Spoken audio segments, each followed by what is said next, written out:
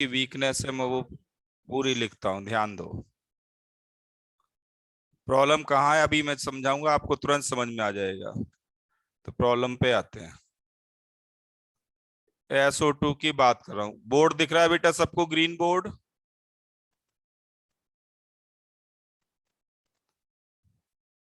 Okay. देखो, oxygen का electronic configuration क्या है। प्रॉब्लम यहाँ पे है, आपको इनकी दिक्कत है। देखो, 1s2 2s2 2p4।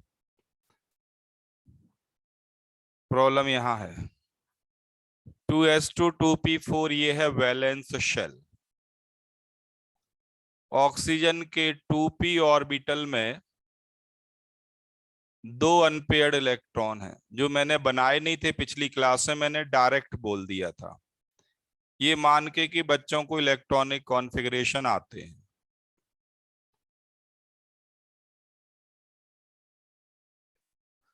ऑक्सीजन के पास दो p ऑर्बिटल में अनपेयर्ड इलेक्ट्रॉन है। ये तो हो गया सराउंडिंग एटम। मतलब ये कि ऑक्सीजन ओवरऑल 2 बॉन्ड बनाएगा। ऑक्सीजन ओवरऑल 2 बॉन्ड बनाएगा। ये बात समझ में आती है या सोनो?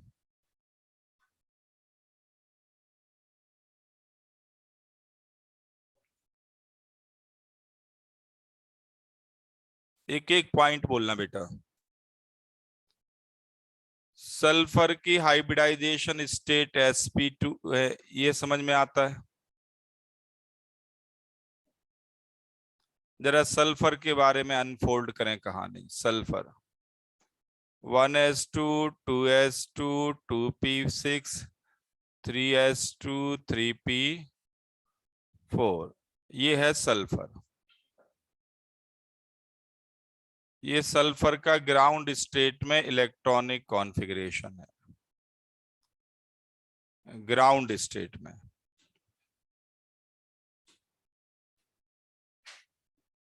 3D पूरा एम्प्टी है। 3D पूरा एम्प्टी है। ये सल्फर का ग्राउंड स्टेट में इलेक्ट्रॉनिक कॉन्फ़िगरेशन है। एक एक पॉइंट पे बोलना बेटा, मैं पूरा रिमाइंड नहीं कर पाऊंगा, टाइम बहुत लगता है शुरू से द्वारा चलने में। सल्फर के कॉन्फ़िगरेशन में कोई प्रॉब्लम है? लाइन बाय लाइन बोलते जाना बेटा। अब सल्फर ग्राउंड स्टेट में दो बॉन्ड बनाएगा। सल्फर ग्राउंड स्टेट में दो बॉन्ड बनाएगा, बट मॉलिक्यूल है SO2। तो ऑक्सीजन के पास टोटल अनपेयर्ड इलेक्ट्रॉन कितने बताओ जरा। टोटल अनपेयर्ड ऑन O, दो ऑक्सीजन है, 2 + 2 4। तो सल्फर के पास भी तो 4 अनपेयर्ड होने चाहिए, तब SO2 बनेगा। यस और नो?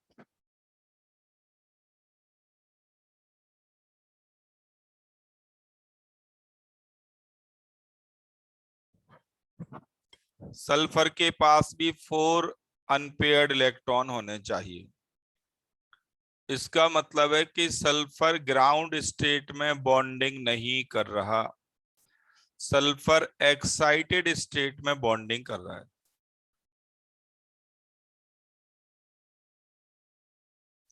4 अनपेयर्ड इलेक्ट्रॉन कैसे बनेंगे बताओ?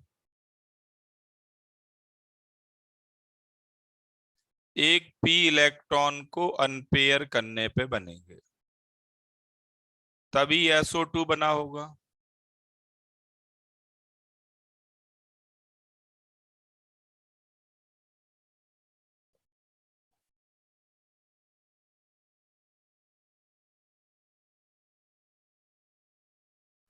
तभी SO2 बन पाएगा। अब 4 अनपेयर्ड हो गए, एक p को अनपेयर कर दिया।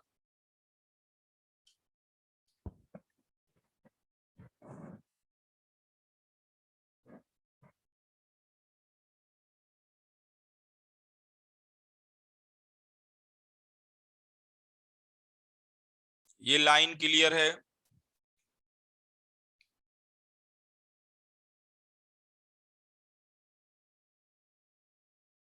एक्साइटेड स्टेट क्यों बनाया, ये बात सबको क्लियर है? एक्साइटेड स्टेट क्यों बनाया, ये पॉइंट क्लियर है?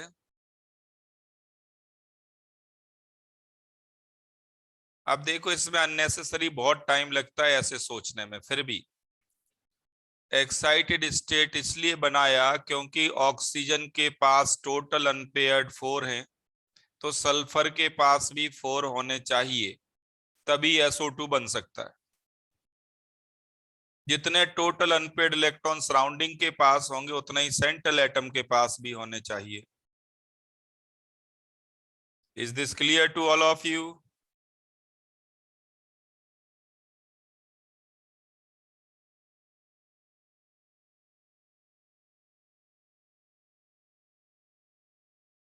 ओके, अब वापस जाते हैं modern valence bond theory hybridisation concept में, या ओल्ड वैलेंस बॉन्ड थ्योरी, कोई भी कर लो।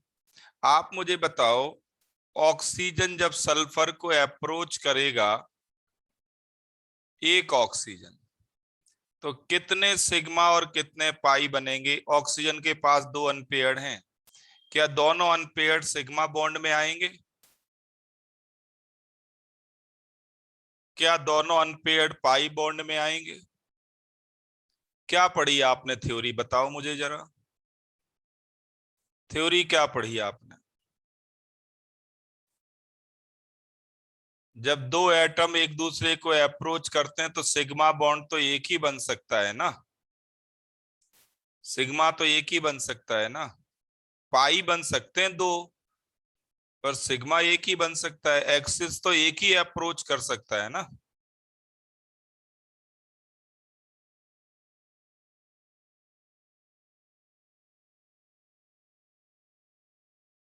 बात समझ में आई आप सबको कि ऑक्सीजन का एक इलेक्ट्रॉन सिग्मा बॉन्डिंग में जाएगा और एक पाई बॉन्डिंग में जाएगा? यस और नो?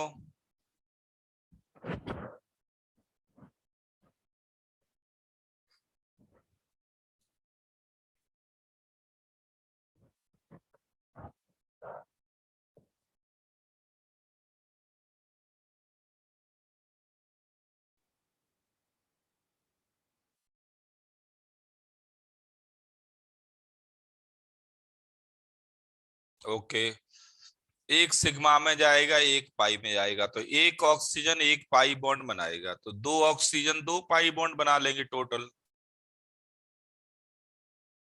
पर पाई बॉन्ड बनता कैसे है, जरा ये बताओ मुझे। पाई बॉन्ड में क्या हाइब्रिडाइज्ड ऑर्बिटल इन्वॉल्व होता है? थ्योरी याद करो, मॉडर्न बैलेंस बॉन्ड थ्योरी याद करो। पाई बॉन्ड में क्या हाइब्रिडाइज्ड ऑर्बिटल आता है? तो हमें क्या करना होगा, हमें करना होगा sp2 हाइब्रिडाइजेशन।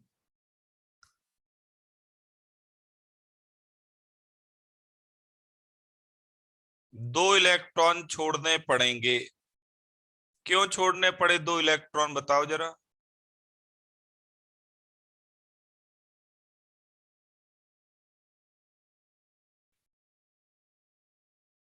दो इलेक्ट्रॉन छोड़ने पड़े पाई बॉन्ड बनाने के लिए, क्योंकि पाई बॉन्ड बनाने में एटॉमिक ऑर्बिटल इन्वॉल्व होते हैं। हाइब्रिडाइज्ड ऑर्बिटल पाई बॉन्ड नहीं बनाते, हाइब्रिडाइज्ड ऑर्बिटल केवल सिग्मा बॉन्ड बनाते।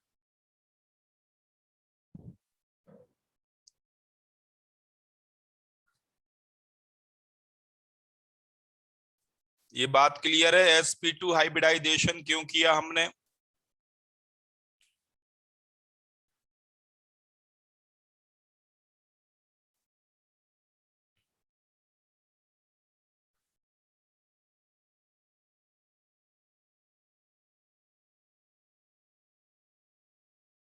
जो बच्चे चुप रहते मैं मान के चलूंगा कि उनको क्लियर है, अगर दिक्कत है तो आप जरूर बोलें।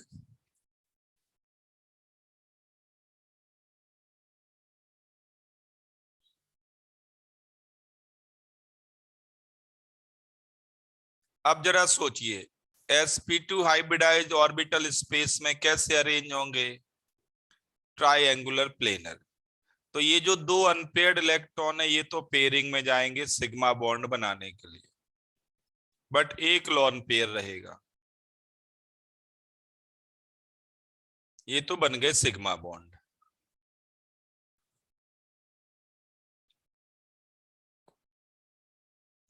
ये अरेंजमेंट क्लियर है? मैंने कैसे अरेंज कर दिए ये ट्रायंगुलर प्लेनर फॉर्म में?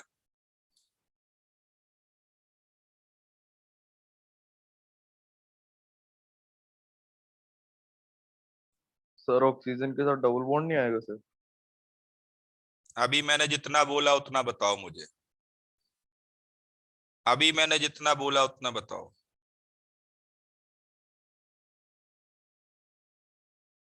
ये अरेंजमेंट क्लियर है?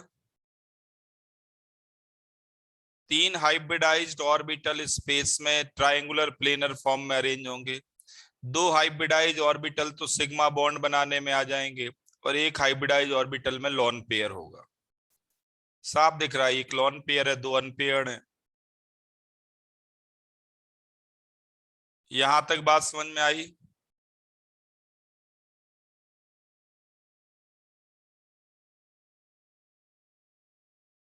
Next point.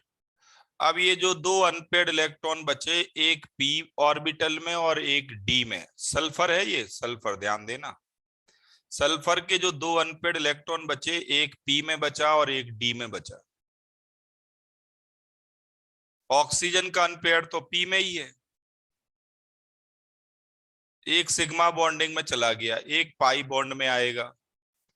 तो एक तो होगी पी ऑर्बिटल ओवरलैपिंग, तो एक पाई बॉन्ड बनेगा P P pi bond.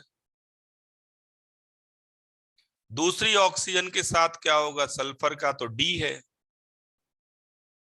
Oxygen का पी होगा, तो दूसरा पाई बॉन्ड कौन सा हो गया? पी पाई डी पाई। तो SO2 में दो पाई बॉन्ड है, एक पाई बॉन्ड है पी पाई और दूसरा पाई बॉन्ड है पी पाई डी पाई।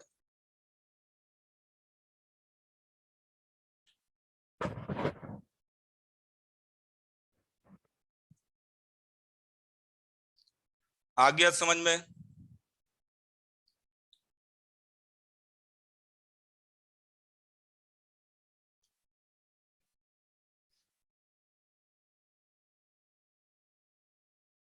लेकिन बेटा जब कंपटीशन में क्वेश्चंस करते हैं ना, इतना टाइम नहीं होता हमारे पास कि हम एक एक इलेक्ट्रॉनिक कॉन्फ़िगरेशन और पूरी हाइब्रिडाइजेशन कंसेप्ट लिख डालें एक एक line. We don't have that much time. मैंने पूरी हाइब्रिडाइजेशन कंसेप्ट अप्लाई कर दी, जो कुछ आपने थ्योरी में लिखा सामने दिख रहा है। एक लॉन पेयर, दो बॉन्ड पेयर बनेंगे सिग्मा बॉन्ड पेयर।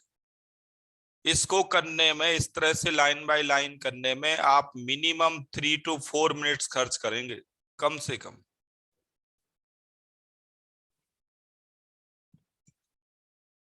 तो ये क्यों करना इतना?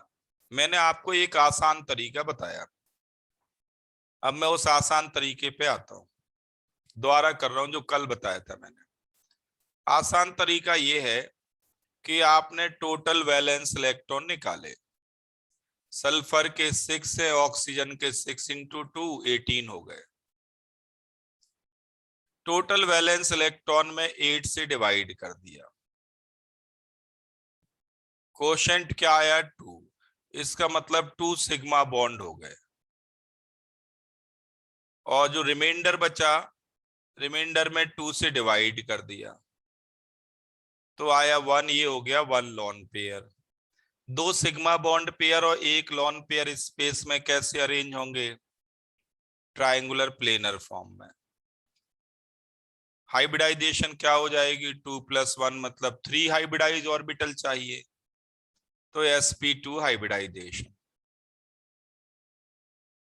ये लास्ट क्लास में मैंने आपको बताया था। अब मैंने कहा डायरेक्ट सोचो पाई बॉन्ड के बारे में। डायरेक्ट कैसे सोचना? बगैर कॉन्फ़िगरेशन लिखे, बगैर एक्साइटेड स्टेट बनाए। आपको ये मालूम है कि ऑक्सीजन के साथ एक पाई बॉन्ड बनना है, ये तो पता है क्योंकि ऑक्सीजन के पास दो अनपेयर्ड होते हैं। But what about sulphur? Oxygen second period का है तो पी ऑर्बिटल दे पाएगा। मैंने डायरेक्ट आपको बता दिया कि सेकंड पीरियड वाला पी दे सकता है, उसके पास डी ऑर्बिटल होते ही नहीं है।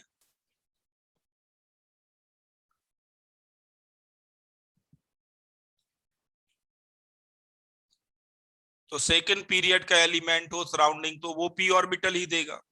Now think about sulphur. तो sp2 हाइब्रिडाइजेशन में दो पी ऑर्बिटल तो चले गए सिग्मा बॉन्ड बनाने में, तो सल्फर पाई बॉन्ड बनाने में कितने पी दे पाएगा? एक ही पी दे पाएगा ना। और फिर दूसरा पाई बॉन्ड बनाने में ऑब्वियस सी बात है डी दिया होगा। जब पी खत्म हो गया तो डी दिया होगा अगला।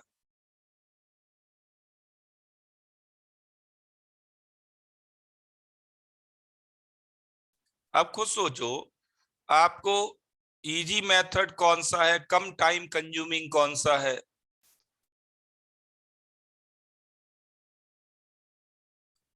ये मेथड अगर आपको इजी लगता है तो ठीक है, ऐसे करो आप एक एक लाइन।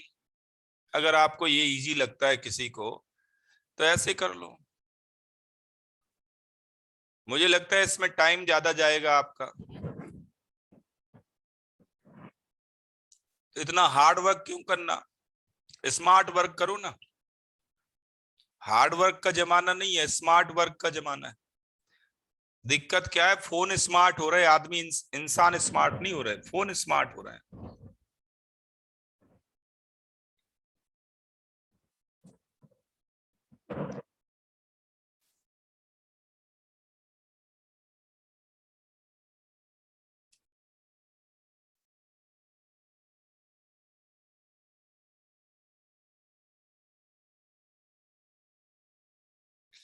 दिशांत कुछ नया नहीं बताया, पिछली क्लास का ही बता रहा हूं।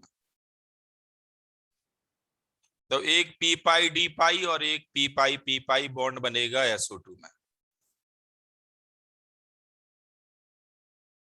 एक पी पाई और एक पी डी पाई बॉन्ड बनेगा, ये मैंने पिछली क्लास में बताया था। किसी को कुछ पूछना हो, कोई प्रॉब्लम पूछनी हो और कोई आयन हो, चलो एक प्रॉब्लम और देता हूं मैं, पाई बॉन्ड से रिलेटेड एक प्रॉब्लम और देता हूं आपका डाउट क्लियर करने के लिए।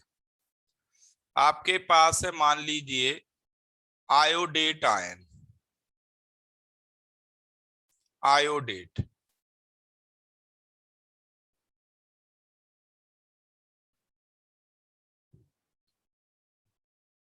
आयोडेट आयन का आप बताओ, इसका स्ट्रक्चर बताओ, हाइब्रिडाइजेशन स्टेट बताओ, पाई बॉन्ड कैसे बने ये बताओ।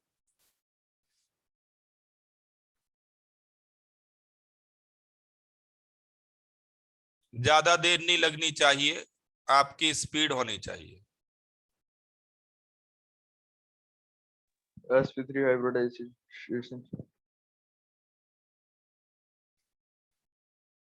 तो क्या आप लोग ये बना पा रहे हैं जो मैं बना रहा हूं, कि ये एक लॉन पेयर होगा,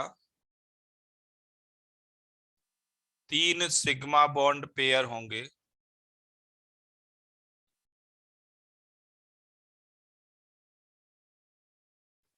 ऑक्सीजन पे एक ऑक्सीजन पे नेगेटिव चार्ज आएगा किसी भी एक पे, तो 2 ऑक्सीजन पाई बॉन्ड बनाएंगे।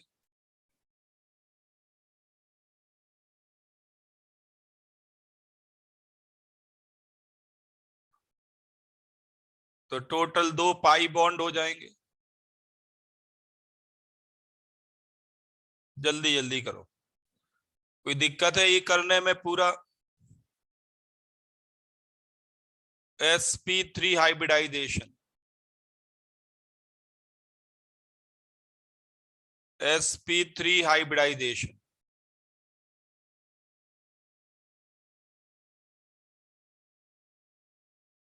अब मैं ये पूछ रहा हूं आपसे कि ये पाई बॉन्ड कैसे बने, पाई बॉन्ड।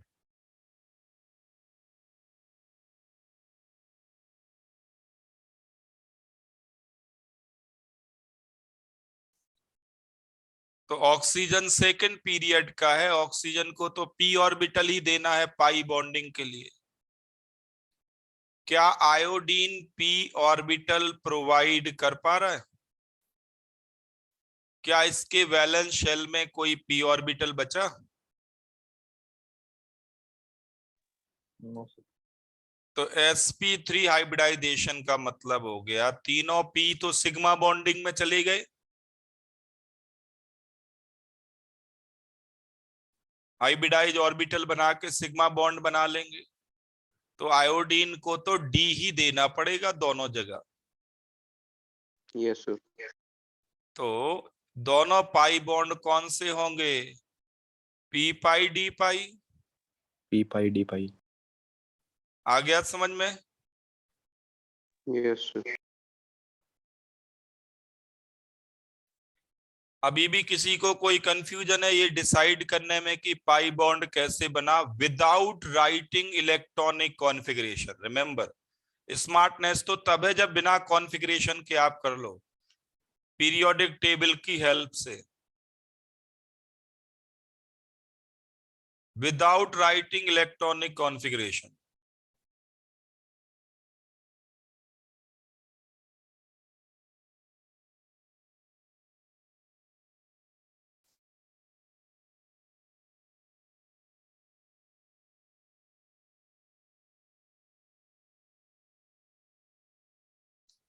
आगे चलें, किसी को कोई दिक्कत हो तो बताओ। No sir. चलो ठीक है, कुछ ऐसे एग्जाम्पल्स जो आगे की इनऑर्गेनिक केमिस्ट्री से कनेक्टेड हैं और आएंगे आगे इनऑर्गेनिक में, कई बार आपको बुक्स में मिल जाते हैं, बुक्स वाले डाल देते हैं। एक दो एग्जाम्पल दे रहा हूं, आप समझ जाएंगे। अगर ऐसे एग्जाम्पल मिलते हैं तो अभी घबराना नहीं आपको, अभी आपको मेथड सीखना है। जैसे PCl5 है, PCl5 वेपर फॉर्म में तो ऐसे ही एग्जिस्ट करता है, बट PCl5 सॉलिड फेज में दो आयंस फॉर्म में एग्जिस्ट करता है, PCl6 PCl4 plus and PCl6 minus. अब ये नॉलेज आपको इनऑर्गेनिक केमिस्ट्री में मिलेगी 15th ग्रुप में जब हम पहुंचेंगे, तो घबराना नहीं है। अगर ऐसे क्वेश्चंस मिल गए कि PCl5 वेपर में बताओ, PCl5 सॉलिड में बताओ, आप बता देंगे, मुझे मालूम है। अगर आपको ये पता हो कि ये इस तरह से एग्जिस्ट करता है फिर कोई दिक्कत नहीं। हाँ, अगर आपको ये मालूम है और फिर भी नहीं बता पा रहे तो फिर चिंता की बात है। इसमें P की हाइब्रिडाइजेशन स्टेट sp3d होगी, आप कर चुके हैं, और इसमें P की हाइब्रिडाइजेशन और इसमें P की हाइब्रिडाइजेशन आप निकाल सकते हो।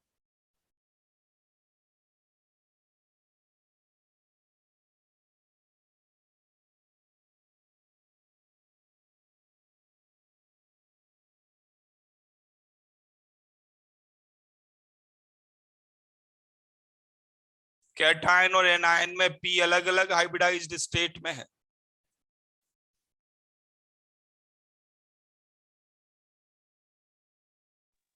Yes sir. कैटायन में हाइब्रिडाइजेशन स्टेट है sp3 और एनायन में है sp3d2। क्या आप निकाल पा रहे हैं इसको?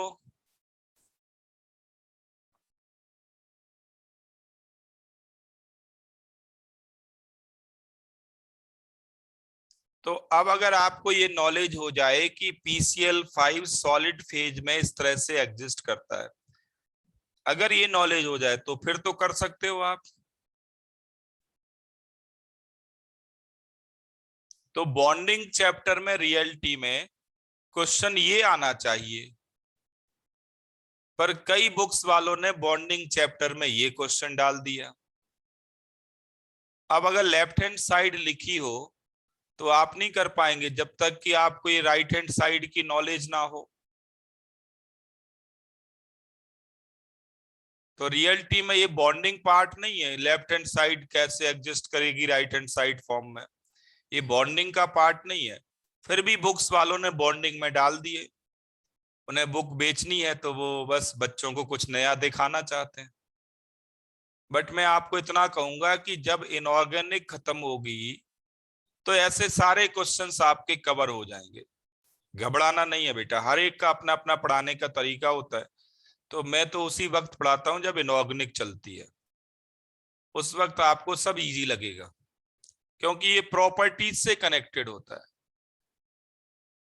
प्रॉपर्टीज से कनेक्टेड होता है।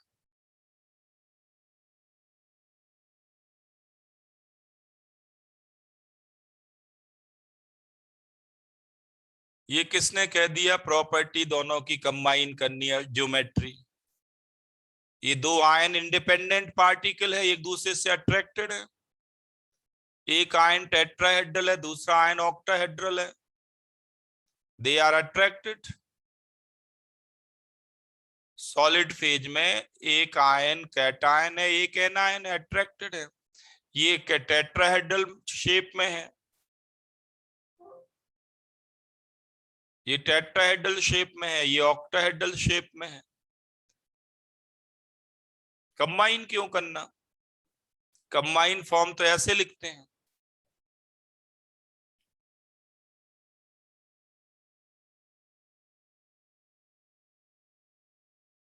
आ गया समझ में? Yes, sir. तो PCl5 सॉलिड फेज में इस तरह से एग्जिस्ट करेगा। फर्दर देखें, अगर PCl5 को ऐसे चेंज कर दें कि भाई 4 क्लोरीन है, 1 फ्लोरीन है, तो जो फ्लोरीन है वो इक्वेटोरियल पोजीशन पे नहीं जाएगा। फ्लोरीन या मोर इलेक्ट्रोनेगेटिव एलिमेंट कौन सी पोजीशन ऑक्यूपाई करता है? एक्सियल पोजीशन ऑक्यूपाई करता है। नोट कर लो कि अगर मान लीजिए ये अलग अलग हैलोजन्स हैं, तो मोर इलेक्ट्रोनेगेटिव एलिमेंट, या ये कहे कि स्मॉलर एलिमेंट कौन सी पोजीशन ऑक्यूपाई करता है?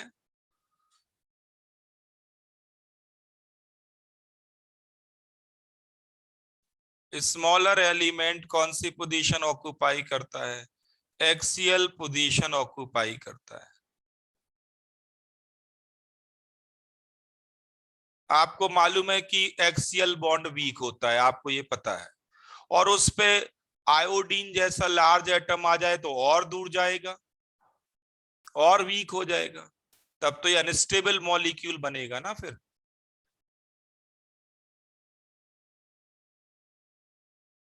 तो जो स्मॉलर एटम होता है उसको एक्सियल डायरेक्शन में भेजते हैं, जिससे बॉन्ड थोड़ा स्ट्रांग बन जाए और स्टेबल रहे। आखिर बॉन्डिंग का कॉज क्या है? क्यों बॉन्डिंग होती है? स्टेबल होने के लिए।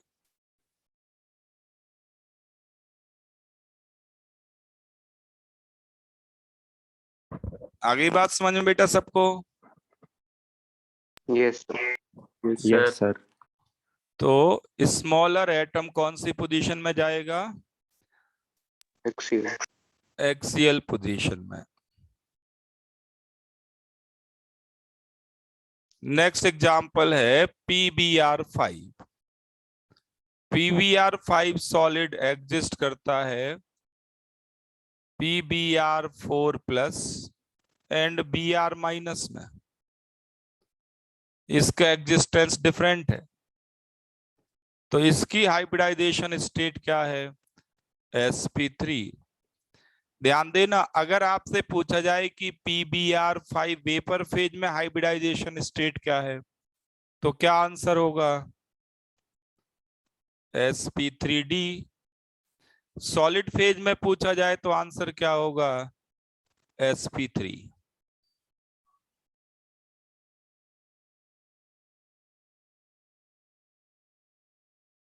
जल्दी जल्दी लिखो।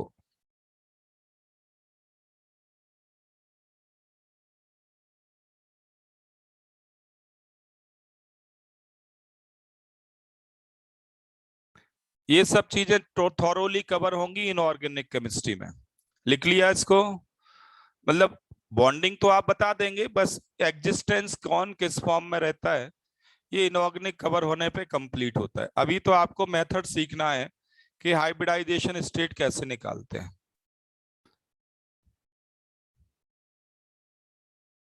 चलो नेक्स्ट देखो, एक और कंपाउंड है BeCl2। ये कई तरह से पूछा जाता है। BeCl2 vapour monomeric form, BeCl4 vapour dimeric form and BeCl2 polymer होता है सॉलिड फेज में। इसकी 3 डिफरेंट हाइब्रिडाइजेशन स्टेट होती हैं। मोनोमर में sp, डाइमर में sp2 और पॉलीमर में sp3। 3 डिफरेंट हाइब्रिडाइजेशन स्टेट होते हैं।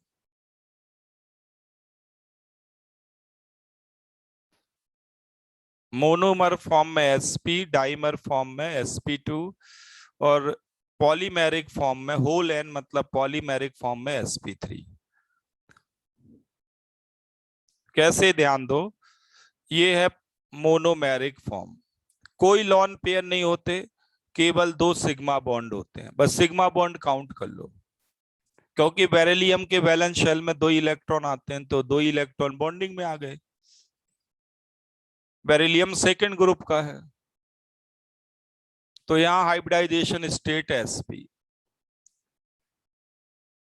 डाइमेरिक फॉर्म में ये इस तरह से एग्जिस्ट करता है। अब आगे पढ़ाएंगे आपको कोऑर्डिनेट बॉन्ड एक्चुअल में, इसके बाद डील करेंगे उसको, बट आप अभी बस बना लो इसको। डाइमेरिक फॉर्म में क्या होता है, ये इलेक्ट्रॉन इसको देता है, ये इलेक्ट्रॉन इसको देता है।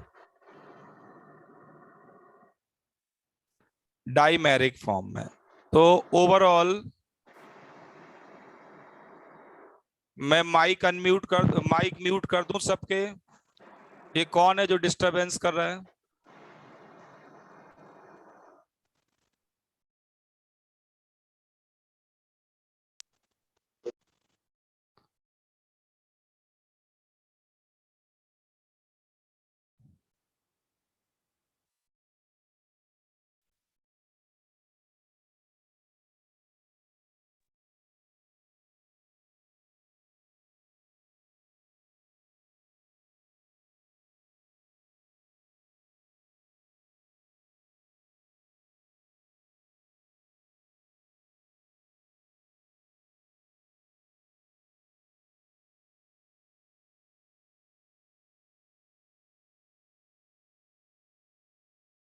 अभी मैंने म्यूट नहीं किया।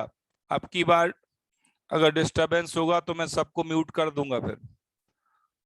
देखो, तो इसमें बेरिलियम ने ओवरऑल 3 बॉन्ड बनाए, तीनों सिग्मा नेचर के होते हैं, इसलिए बेरिलियम की हाइब्रिडाइजेशन स्टेट दोनों जगह sp2 है। और पॉलीमेरिक फॉर्म में ये कैसे एग्जिस्ट करता है, अब अभी ये भूल जाओ, अभी ज्यादा डिस्कस नहीं करेंगे। बस ये एरो क्यों लगाया, कोऑर्डिनेट बॉन्ड कहते हैं इसको, अभी आगे पढ़ाएंगे।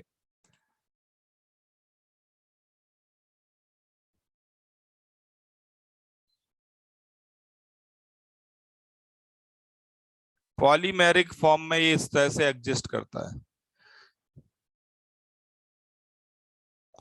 ये मैं इसलिए बता रहा हूं कि आप अगर क्वेश्चंस करेंगे कहीं पे, आपको ये सब बार बार मिलेगा, आप अलग से पूछो, इससे अच्छा है मैं बता ही दूंगा आपको।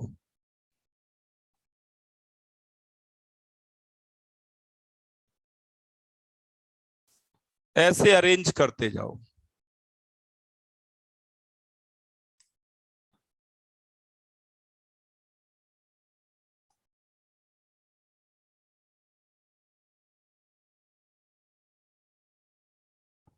तो ओवरऑल बेरिलियम 4 बॉन्ड बनाने में इन्वॉल्व हो जाता है। 4 बॉन्ड बनाने में इन्वॉल्व होगा,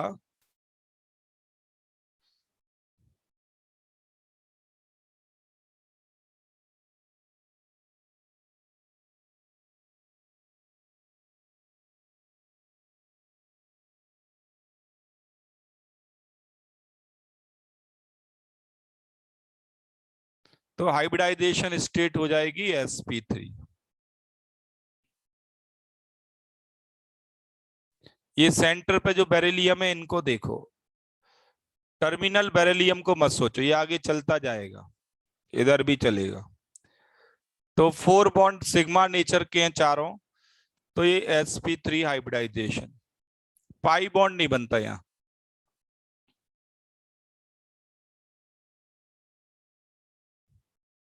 तो BeCl2 मोनोमेरिक फॉर्म में sp, डाइमेरिक फॉर्म में sp2, पॉलीमेरिक फॉर्म में sp3।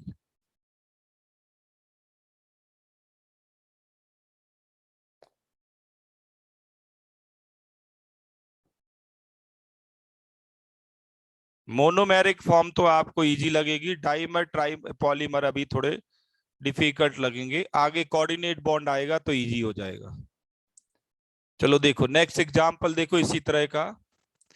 AlCl3 सॉलिड अगर एनहाइड्रस है, एनहाइड्रस, तो हाइब्रिडाइजेशन स्टेट इसकी sp2 होती है। बट अगर ये हाइड्रेटेड फॉर्म में है, अगर ये हाइड्रेटेड फॉर्म में है तो हाइब्रिडाइजेशन स्टेट होती है sp3d2।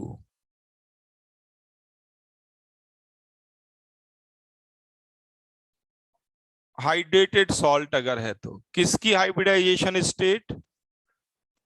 सेंट्रल एटम की। सेंट्रल एटम कौन? एल्यूमिनियम।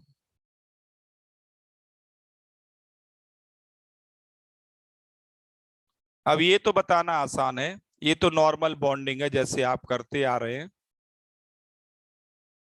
ये तो वैसे ही है, आइडियल है, आप कर सकते हैं step by step total valence electron निकाल के।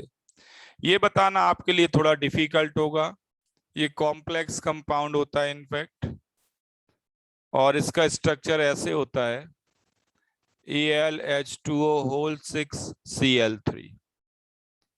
तो अभी आप ये याद कर लो, कॉम्प्लेक्स कंपाउंड जब पढ़ेंगे तो आएगा सारा।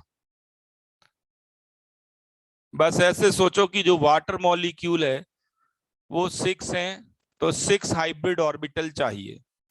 6 हाइब्रिड ऑर्बिटल कब बनेंगे?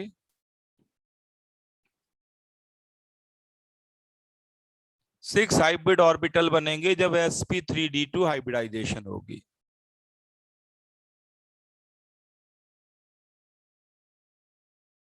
तो AlCl3 की एनहाइड्रस फेज में hybridisation state sp2, but hydrated form में अगर हाइड्रेटेड सॉल्ट हो तो hybridisation state sp3d2।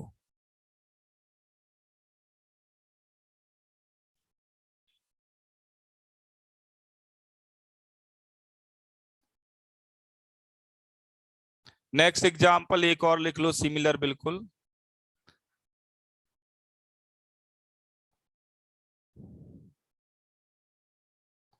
I4O9 solid, I4O9 solid, ये कंफ्यूजिंग लगता है ऐसे लिखने पे, रियलिटी में ये है IO3 होल थ्राइस, ये इस तरह का है।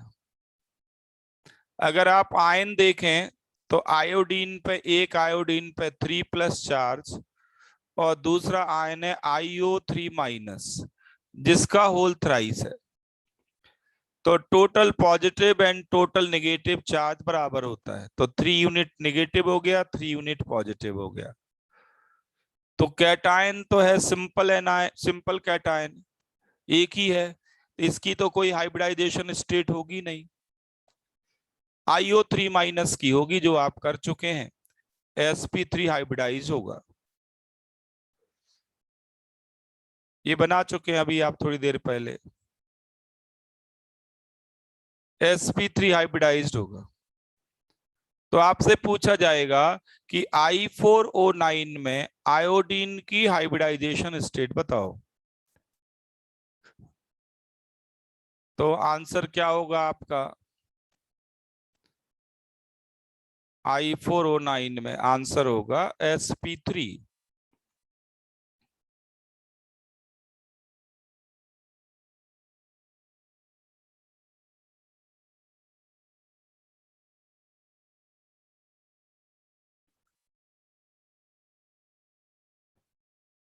चलो ठीक है, समझ में आ गया बेटा इतना सबको?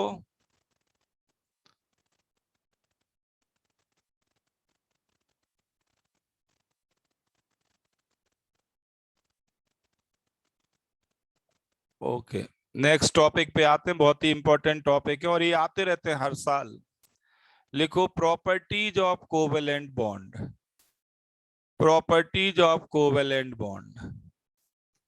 कौन कौन सी प्रॉपर्टीज डिस्कस करनी है? अभी तो आपने उनको अरेंज ही किया है।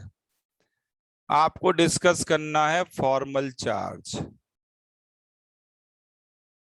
आपको डिस्कस करना है बॉन्ड एंगल, आपको डिस्कस करना है bond length. Formal charge, bond angle, bond length, then bond dissociation energy. Simply bond energy भी कह सकते हैं, बॉन्ड डिसोसिएशन एनर्जी और सिंपली बॉन्ड एनर्जी, बीडीई लिखेंगे या बॉन्ड एनर्जी लिखेंगे, एक ही बात है। और बॉन्ड मूवमेंट, बॉन्ड मूवमेंट का दूसरा नाम है डाइपोल मूवमेंट।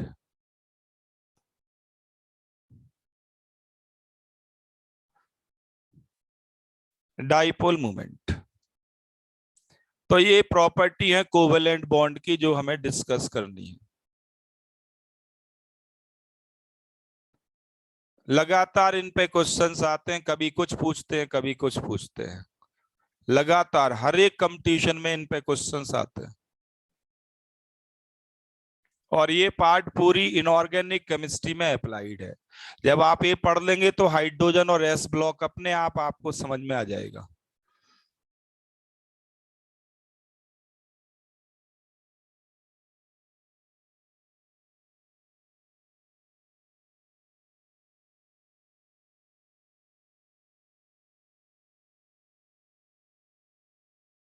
लिख लिया इसको? Yes, sir. ये प्रॉपर्टीज हमें डिस्कस करनी है वन बाय वन। तो लिखो सबसे पहले फॉर्मल चार्ज। बहुत ही आसान टॉपिक है, बहुत ही आसान। फॉर्मल चार्ज देखो, अगर आपको स्कूल एग्जाम में सब्जेक्टिव पेपर में करना है तो फॉर्मल चार्ज का आप ये फॉर्मूला अप्लाई करके करेंगे, V minus you minus S by two. V क्या है?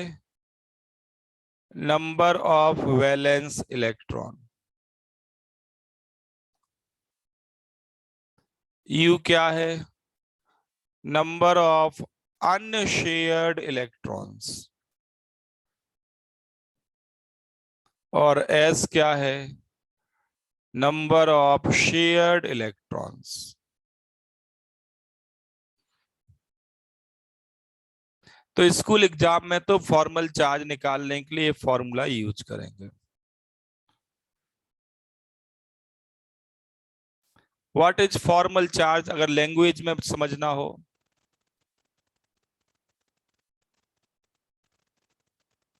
तो it is the net charge, it is the net charge of an atom in combined state, in combined state।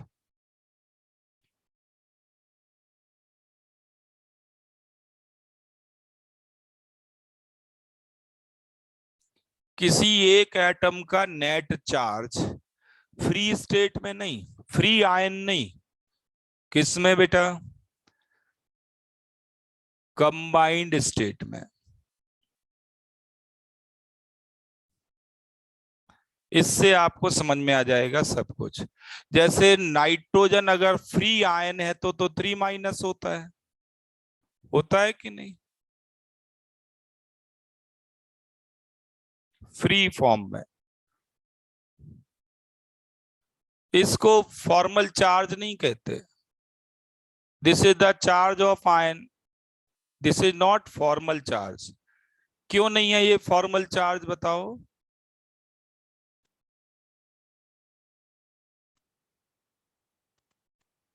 भाई free ion है,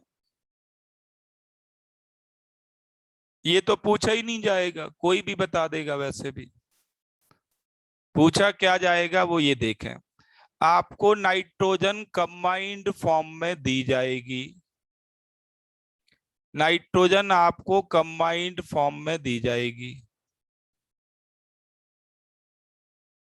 जैसे मैंने दे दिया आपको, ऐसे नाइट्रोजन आपको दी जाएगी और लॉन पेयर भी दिखाए जाएंगे।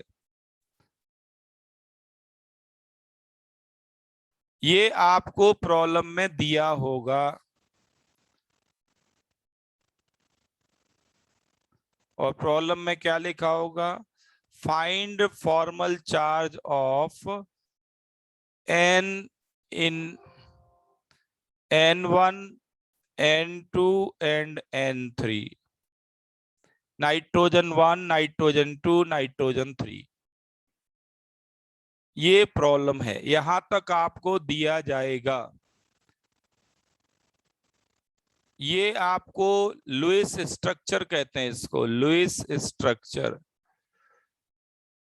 लुईस स्ट्रक्चर आपको गिवन होगा।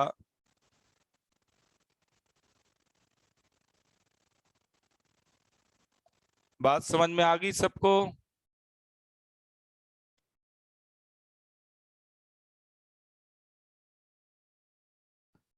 ये तो प्रॉब्लम है। अब आंसर कैसे करना है आपको, अगर आप स्कूल एग्जाम में करते हो तो ऐसे फॉर्मूला लिखोगे, V minus you minus S by 2। तो formal charge on nitrogen 1, nitrogen के वैलेंस इलेक्ट्रॉन 5 होते हैं, यस और नो? मैंने डायरेक्ट कैसे लिख दिया 5 होते हैं, क्योंकि नाइट्रोजन 15th ग्रुप को बिलोंग करता है। 15th ग्रुप के एलिमेंट के पास वैलेंस इलेक्ट्रॉन 5 होते हैं। पीरियोडिक टेबल की हेल्प लेनी है आपको, ये नहीं कॉन्फ़िगरेशन बनाने में भिड़ जाओ हर एक के।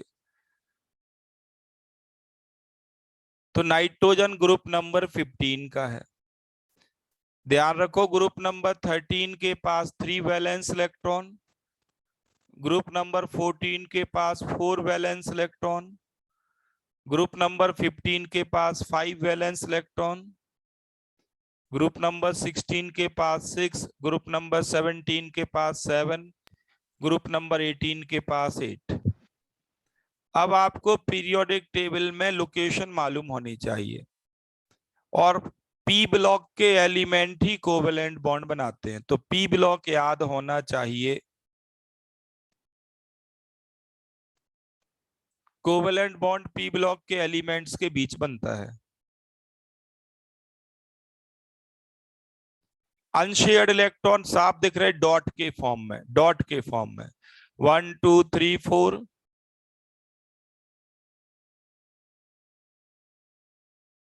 और शेयर्ड इलेक्ट्रॉन जानना हो तो बॉन्ड गिन लो नाइट्रोजन के।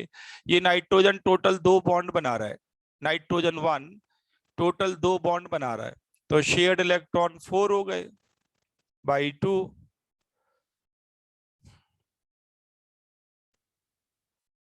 सिंप्लीफाई करो, कितना आया, -1।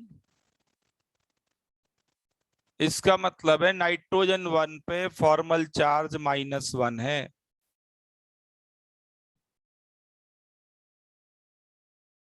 आ गया समझ में सबको?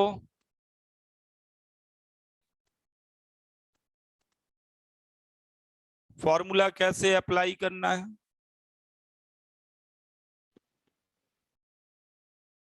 नाइट्रोजन 2 पे फॉर्मल चार्ज निकालो, find formal charge on nitrogen 2।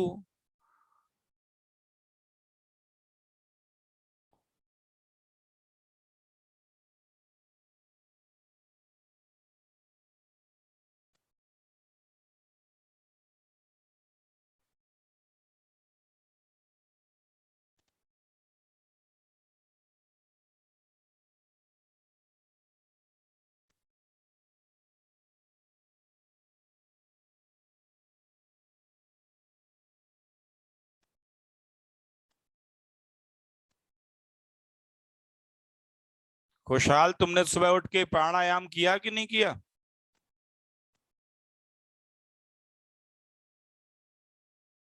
सुबह उठ के 15 मिनट 20 मिनट प्राणायाम किया करो, गहरी गहरी सांसें खींचो, धीरे धीरे छोड़ो। ब्रेन में ऑक्सीजन सप्लाई बढ़ेगी तो ब्रेन तेजी से काम करेगा।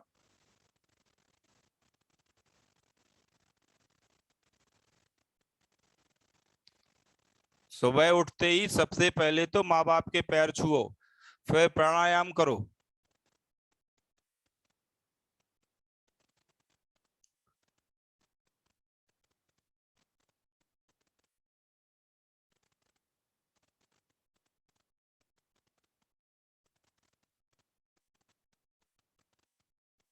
माँ बाप के पैर छूते हो कि नहीं खुशहाल?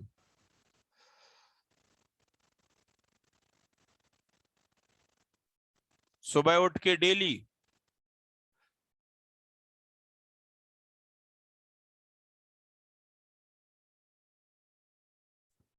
जितने भी हमारे भगवान के नाम है ना बेटा, भगवान के नाम सोचो, भगवान के नाम, लक्ष्मी नारायण, राधे श्याम, सीताराम, पहले कौन आया? सीता, राधे, लक्ष्मी, आए कि नहीं? और माँ बाप में पहले कौन आता है? माँ, फीमेल पहले आई कि नहीं आई? तो भगवान के नाम से माँ बाप मैच करता है। माँ बाप बोलते हैं, बाप माँ नहीं बोलते। बाप माँ बोलते हो?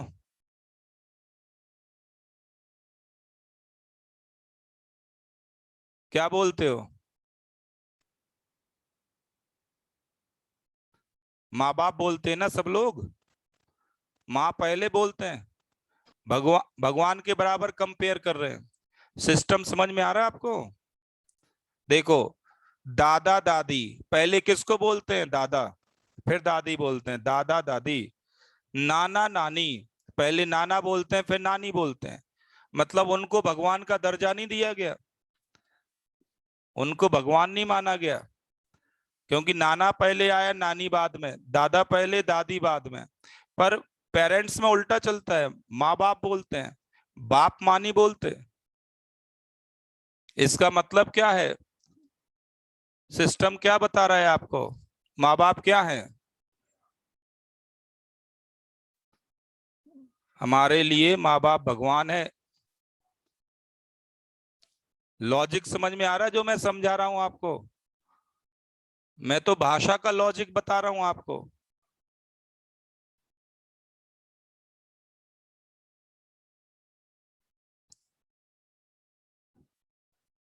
तो मैंने तो आपको लैंग्वेज में प्रूव करके दिखाया ना कि माँ बाप भगवान है। अभी तुमने प्राणायाम नहीं किया। इस नाइट्रोजन पे फॉर्मल चार्ज होगा +1।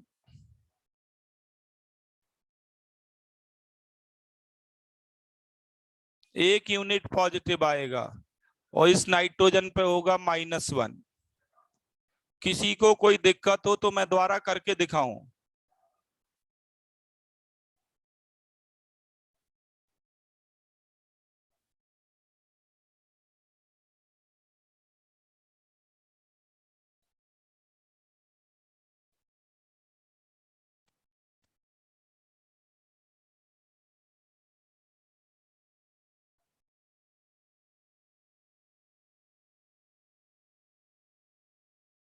किसी भी क्वेश्चन में कोई दिक्कत हो, नाइट्रोजन 2 नाइट्रोजन 3 में, जल्दी बोलो तो मैं करके दिखाऊं उसको।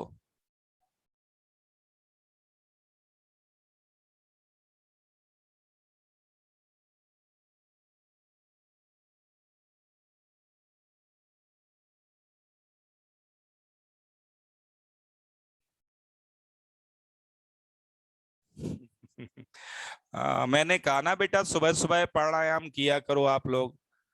आप लोगों की समस्याएं दूसरी हैं। देखो, अभी अपने ऊपर हंसोगे आप लोग, इतनी छोटी सी बात समझने में भी आपको इतना टाइम लगता है। नाउ नाइट्रोजन 2 देखो,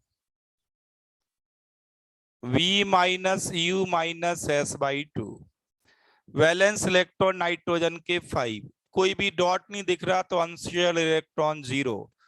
शेयर्ड इलेक्ट्रॉन कितने हैं जरा देखो, इस नाइट्रोजन ने कितने बॉन्ड बनाए, कितने बॉन्ड बनाए? अरे बॉन्ड गिनने में भी तकलीफ है। 4 बॉन्ड बनाए तो शेयर्ड इलेक्ट्रॉन 8 हो गए, 8/2 +1 आया। इसमें कौन सा हाई फाई कैलकुलेशन करना है, मेरी समझ से परे है। 4 बॉन्ड बनाए मतलब बॉन्ड शेयर्ड इलेक्ट्रॉन 8 हो गए ना।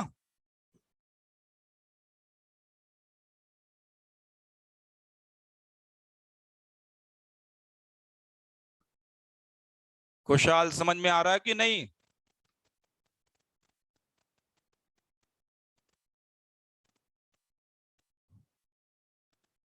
अच्छा, मुद्दा यहां पे चल रहा है।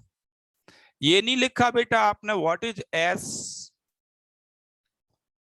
मैंने क्या ये लिखा नंबर ऑफ बॉन्ड पेयर? क्या मैंने ये लिखा नंबर ऑफ बॉन्ड? क्या लिखा यहां पे बताओ? यहां पे प्रॉब्लम चल रही है। What is S?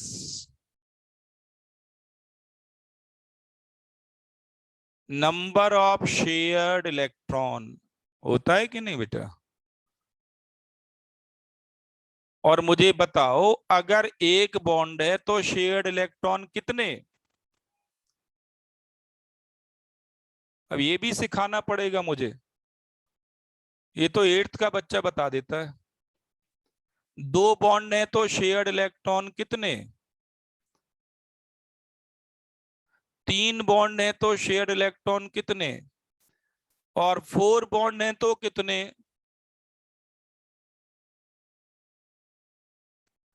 तो क्या समस्या है मुझे ये समझाओ। इस नाइट्रोजन के शेयर्ड इलेक्ट्रॉन गिनने में प्रॉब्लम कहां है?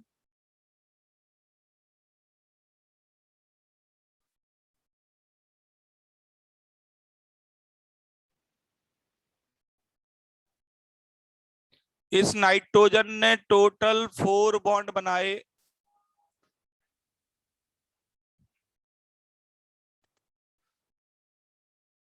तभी तो मैं कह रहा हूं प्राणायाम करो, ब्रेन धीरे धीरे काम कर रहा है।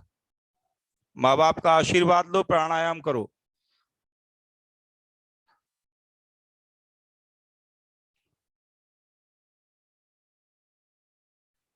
आ गया समझ में सबको?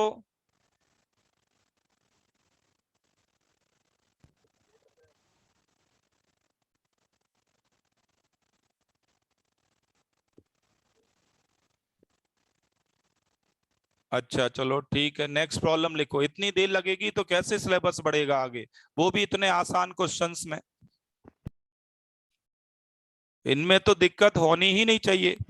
अब मैं ये फॉर्मूला नहीं लगा रहा हूं, फॉर्मूला के चक्कर में नहीं फंसना। अब हम स्मार्ट वर्क करेंगे, फॉर्मूला के चक्कर में नहीं फंसना है। अब हम ओरल करेंगे। ओरल कैसे करना ये देखो।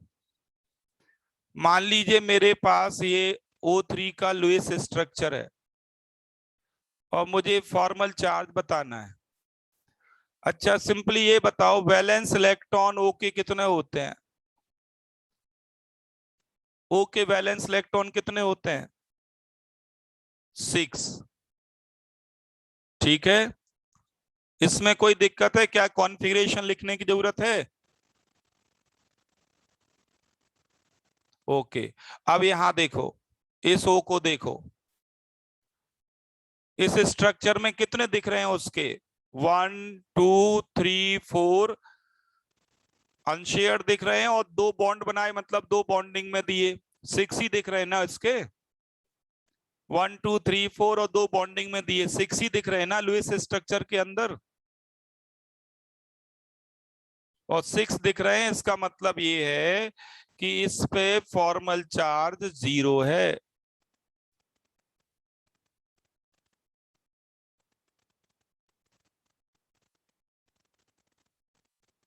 वैलेंस इलेक्ट्रॉन के बराबर देखें तो फॉर्मल चार्ज 0। अब सेकंड इस ऑक्सीजन को देखो, बीच वाली ऑक्सीजन, कितने इलेक्ट्रॉन दिख रहे हैं? 2 तो अनशेयर्ड दिख रहे हैं और 3 बॉन्ड में दिए, 5 दिख रहे हैं ना। और होते 6 हैं इसके। इसका मतलब इसे एक का लॉस हुआ जब लुईस स्ट्रक्चर बना, तो फॉर्मल चार्ज क्या होगा, एक का लॉस हो गया इसको, +1।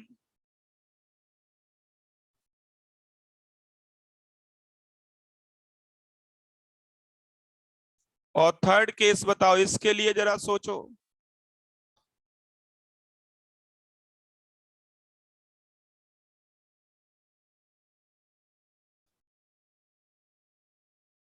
सिक्स तो अनशेयर दिख रहा है, एक बॉन्डिंग में दिया होगा, 7 एक एक्स्ट्रा दिख रहा है ना, तो फॉर्मल चार्ज क्या होगा, -1।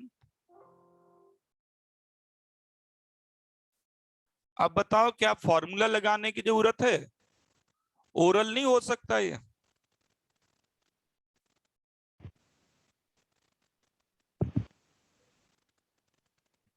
वही जो वैलेंस इलेक्ट्रॉन है वो, और जो लुईस स्ट्रक्चर में इलेक्ट्रॉन है वो कंपेयर कर लो। अगर लुईस स्ट्रक्चर में ज्यादा आ रहे तो माइनस, लुईस स्ट्रक्चर में कम आ रहे तो प्लस, और बराबर आ रहे तो 0।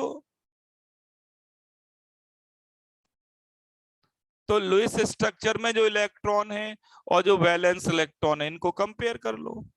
कितनी देर लगनी,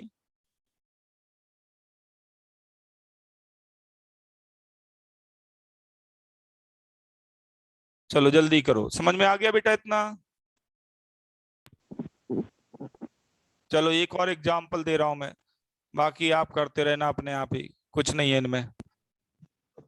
जैसे आपके पास मान लीजिए ये मॉलिक्यूल है,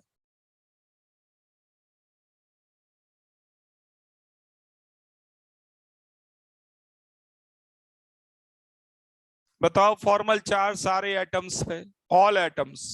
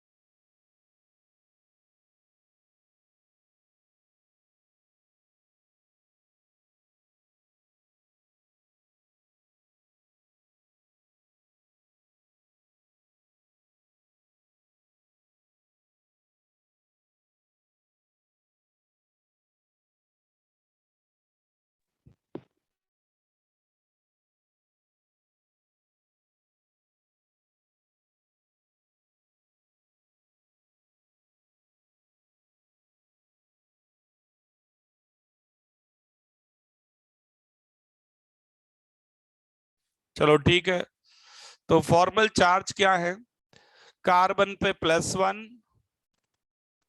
ऑक्सीजन पे -1। आ गया समझ में सबको? हाइड्रोजन पे 0।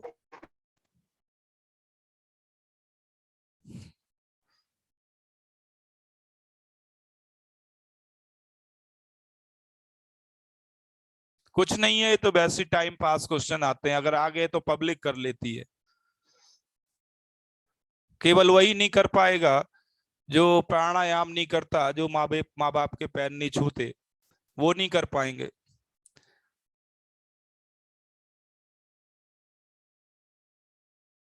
चलो देखो अगला लिखो।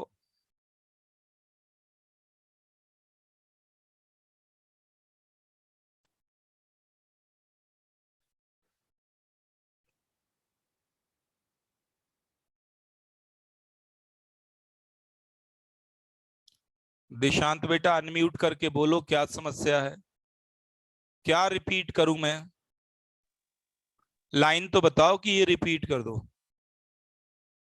दिशांत, पूरी क्लास फॉर्मल चार्ज में चली गई 1 घंटा, जिसमें कोई दम नहीं है।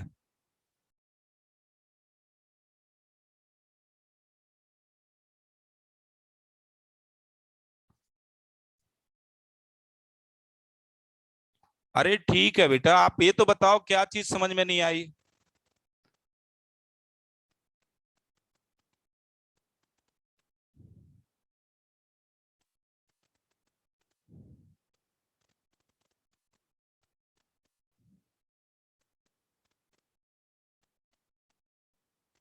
ऑक्सीजन का फॉर्मल चार्ज देखो, सर कार्बन के पास एक इलेक्ट्रॉन है बचा हुआ है सर। देख लो बेटा अच्छा, मेरे पास तो सॉल्यूशन नहीं है बेटा, मैं इतना ही कहूंगा। देख लो, वैलेंस इलेक्ट्रॉन ऑफ कार्बन कितने होते हैं बेटा? 4। और electrons electrons of carbon in Lewis structure कितने हैं बेटा? 3। क्यों? उसने 3 बॉन्ड बनाए तो तीनों जगह एक एक दिया होगा ना।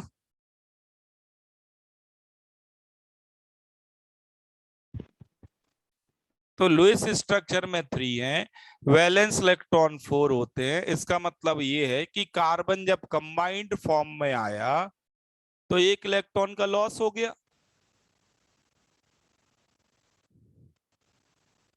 और एक इलेक्ट्रॉन का लॉस कैसे दिखाएंगे? +1 चार्ज से।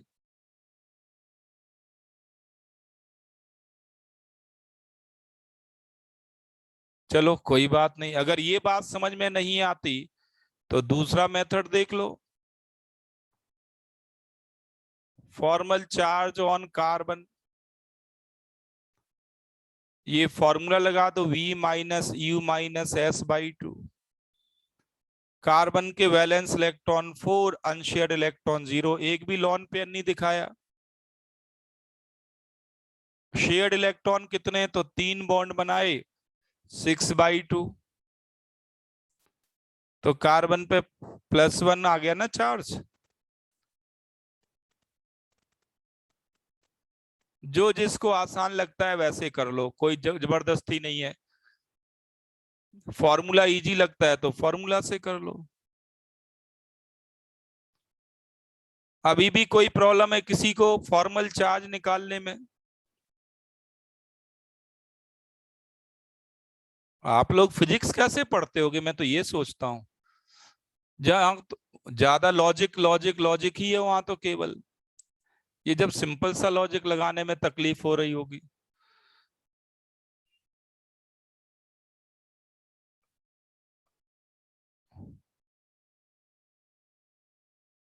चलो ठीक है, आगे करते हैं।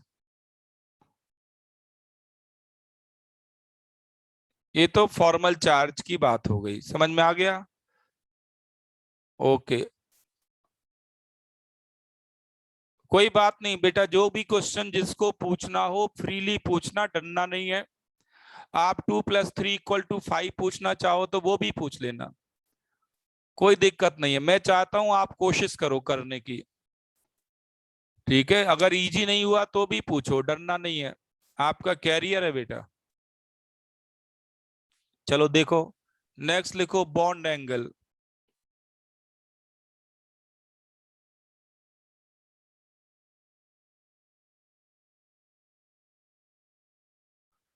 किसी को नहीं डरना। क्या होता है ना, कभी कभी गुस्सा थोड़ा आ जाता है टीचर को, बीपी बढ़ जाता है। जब कोई बच्चा सामने वाला बहुत ही इजी चीज ना समझ पाए तो फिर बीपी बढ़ जाता है। उस चीज में थोड़ा हाई पिच में बोल देते हैं, पर वो आपके अच्छे के लिए है, तो घबराना नहीं है। फ्रीली जो पूछना है आप पूछो। चलो बॉन्ड एंगल देखो। बॉन्ड एंगल क्या होता है?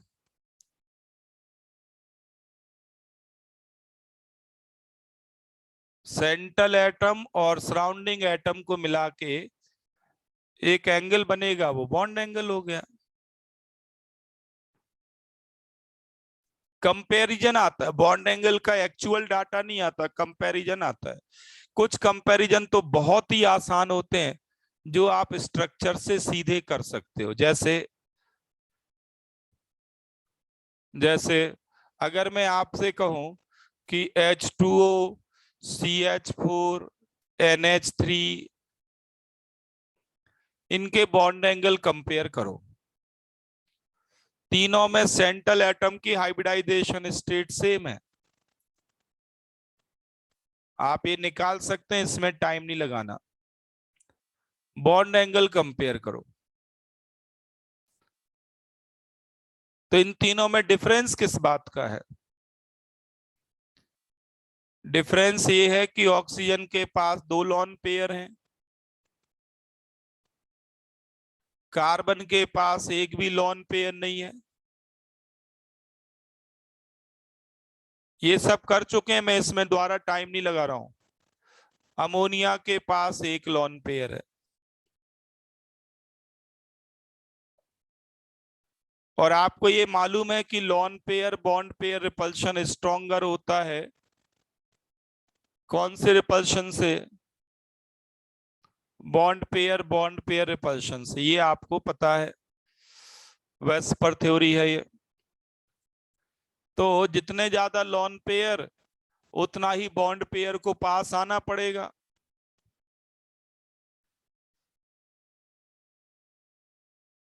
तो सबसे कम बॉन्ड एंगल तो होगा H2O में, दूसरे नंबर पे अमोनिया में, तीसरे नंबर पे मीथेन में। इसके पास कोई लोन पेयर नहीं है। मीथेन में bond angle ideally 109 degree 28 minutes होगा, अमोनिया में अबाउट 107 डिग्री, हाँ, और वाटर में 104.5 डिग्री। 104.5 डिग्री। रीजन क्लियर है क्यों ऐसा है? डाटा याद ना हो कोई बात नहीं, आपको रीजन आना चाहिए।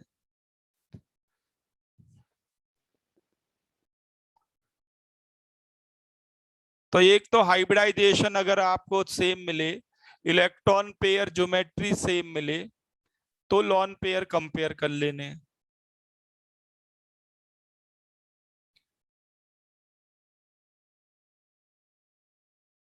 और अब अगर मान लो लोन पेयर भी सेम हो, हाइब्रिडाइजेशन स्टेट भी सेम हो, फिर क्या करें?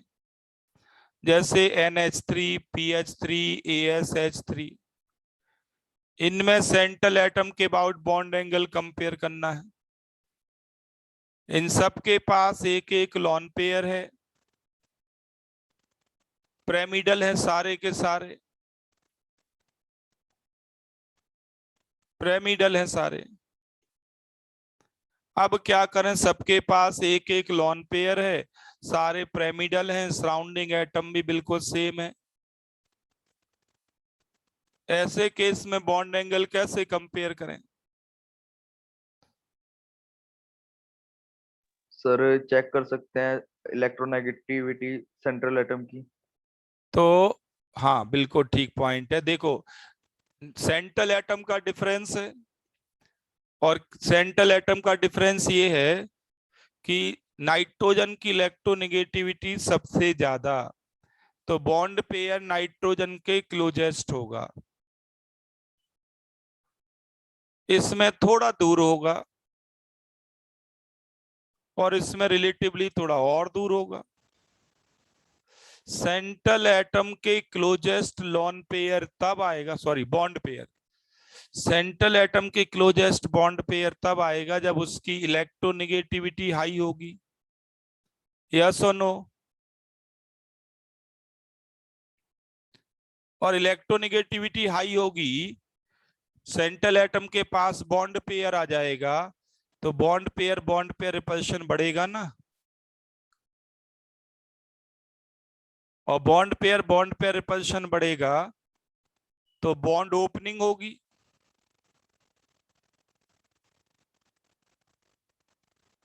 इसलिए अमोनिया में सबसे ज्यादा बॉन्ड एंगल होता है। ऐसे केस में lone pair bond pair repulsion आपको कंसीडर नहीं करना, उसका ज्यादा डिफरेंस नहीं होता। Ignore lone pair bond pair repulsion when number of lone pairs are equal. I repeat, ignore lone pair bond pair repulsion. Ignore lone pair bond pair repulsion when number of lone pairs are equal.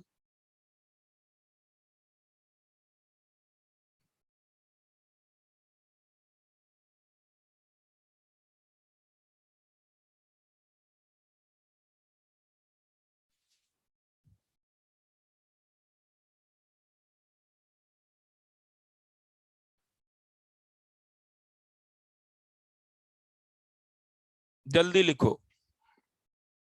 लिख लिया है?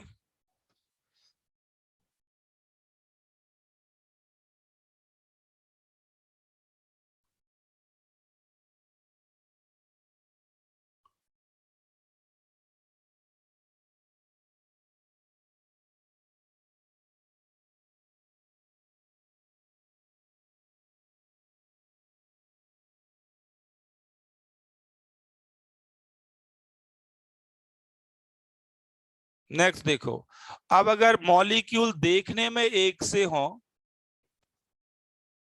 देखने में तो एक से होंगे, but bond angle different होते हैं। कंपेयर करो बॉन्ड एंगल।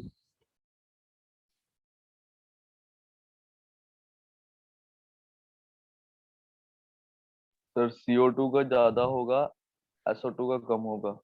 तो इनकी तो शेप बनाते ही डिफरेंस समझ में आ जाएगा। इनकी शेप बनाओ, शेप तो हर एक केस में बनानी है। शेप बनाते ही इसमें डिफरेंस सामने दिख जाएगा। SO2 एंगुलर होगा, CO2 लीनियर होगा। लीनियर में बॉन्ड एंगल 180 डिग्री और यहां तो बॉन्ड एंगल लेस देन 120 आएगा।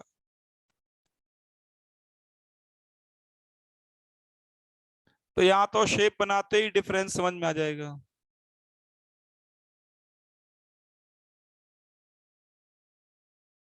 आ गया समझ में?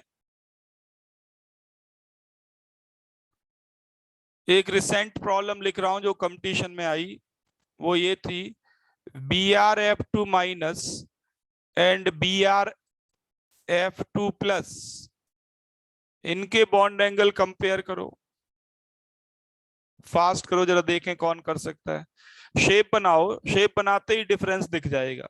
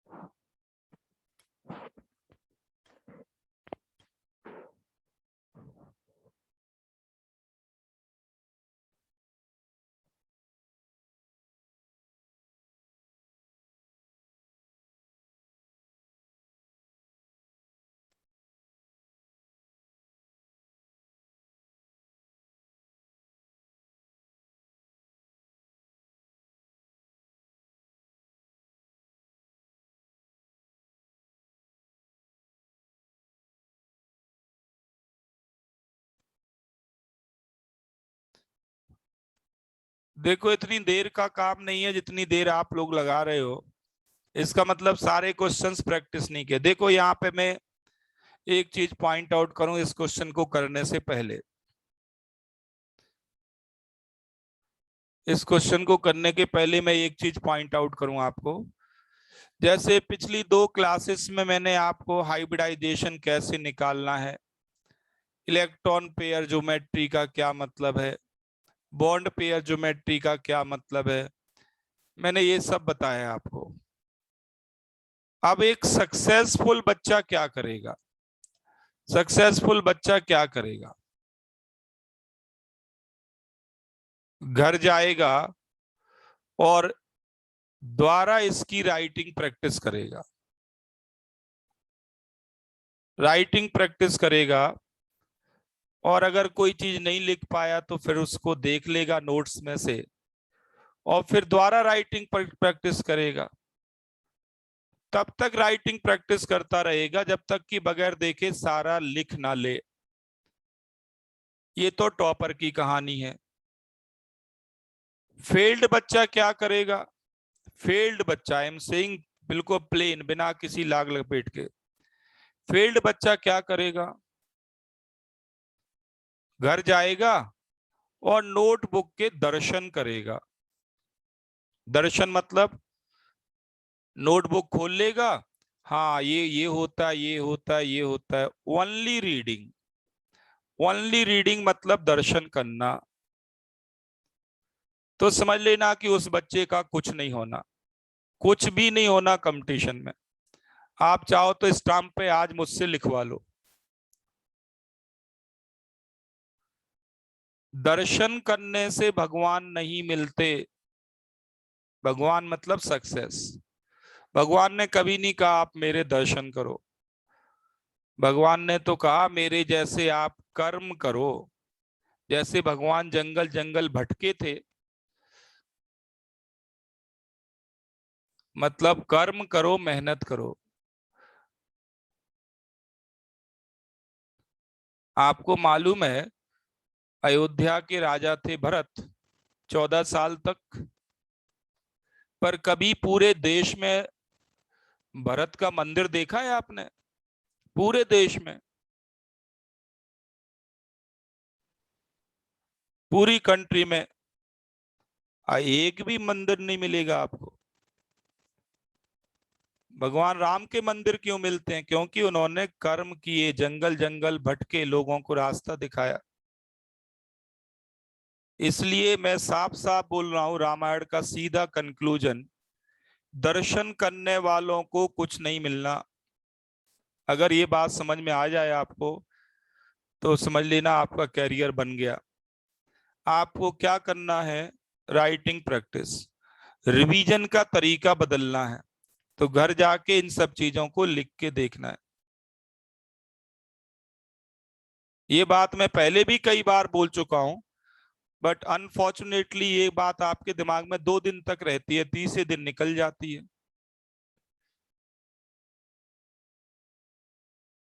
चलो मुद्दे पे आते हैं। इसकी मैं बात कर रहा था, जिन बच्चों ने राइटिंग प्रैक्टिस की होगी, जिन बच्चों ने राइटिंग प्रैक्टिस की होगी, उनको तुरंत याद आएगा कि मैंने कल एक ICl2- बताया था।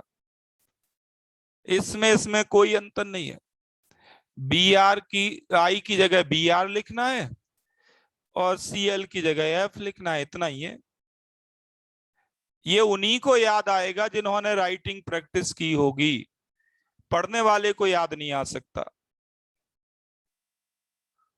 और ये लीनियर हो गया, लीनियर में बॉन्ड एंगल 180 डिग्री होगा, और 180 डिग्री से ज्यादा बॉन्ड एंगल कभी हो नहीं सकता। लीनियर में से ज्यादा तो होता नहीं किसी में। तो सीधे कह सकते हैं आप,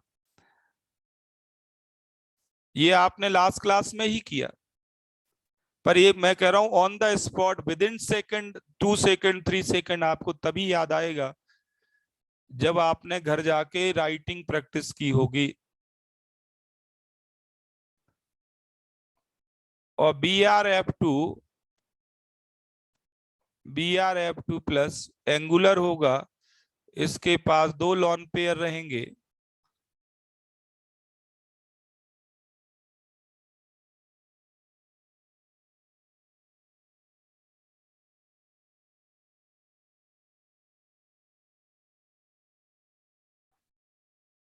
सबको समझ में आ गया?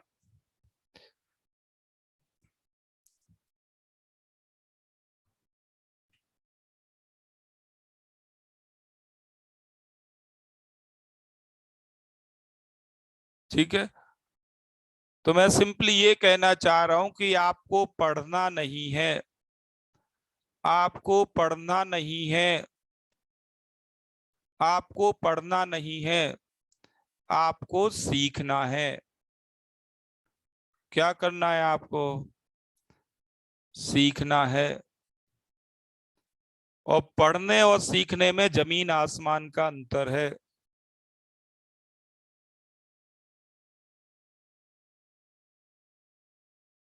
अच्छा बताओ, ड्राइविंग पढ़ते हैं या सीखते हैं? ड्राइविंग पढ़ते हैं या सीखते हैं? क्या ड्राइविंग पढ़ के आप गाड़ी चला लोगे?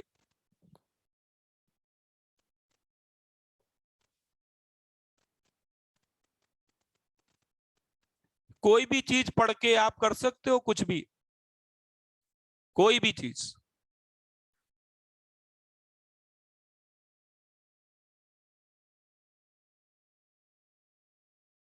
पढ़ के कुछ नहीं कर सकते, सीखने के बाद आप सब कुछ कर सकते हो।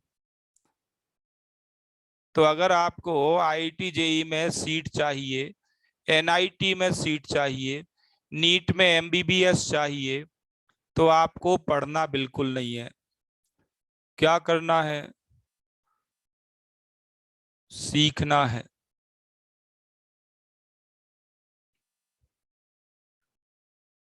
बात समझ में आ गई बेटा आप सबको? जिसको समझ में आ गई वो सक्सेसफुल हो गया, कोई नहीं रोकता उसको।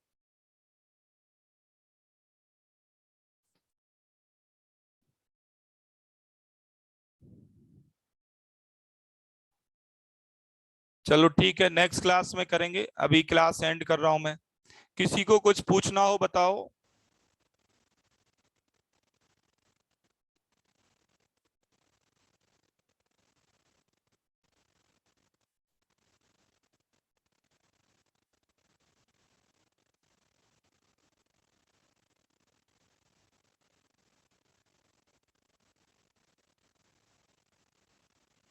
कोई बात नहीं, अभी आज ही अभी डालता हूँ रिकॉर्डिंग, 1 घंटे के अंदर अंदर रिकॉर्डिंग आ जाएगी, लिंक डाल दूंगा मैं ग्रुप में।